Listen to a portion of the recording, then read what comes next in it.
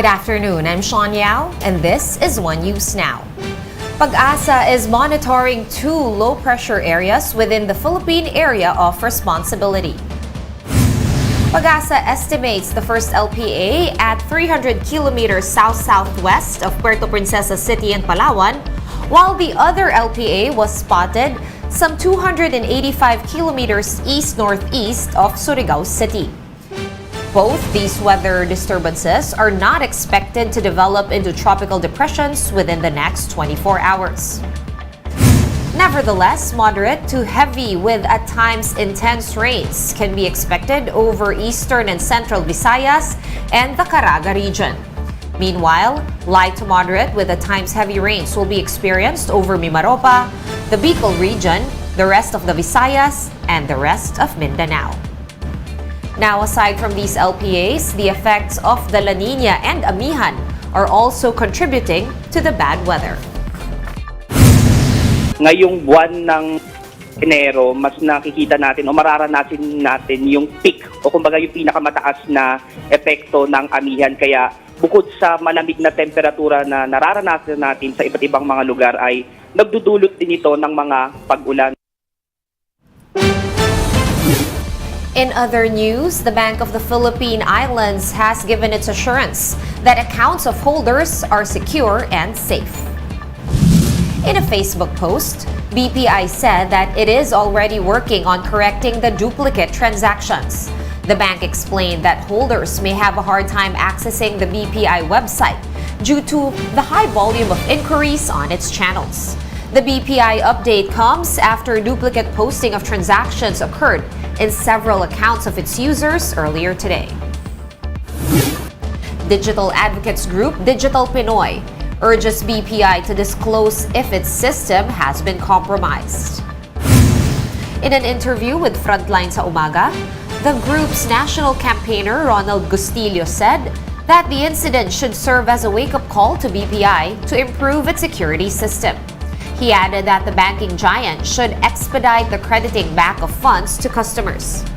Bustillo also hoped for transparency, saying that BPI should explain exactly what happened.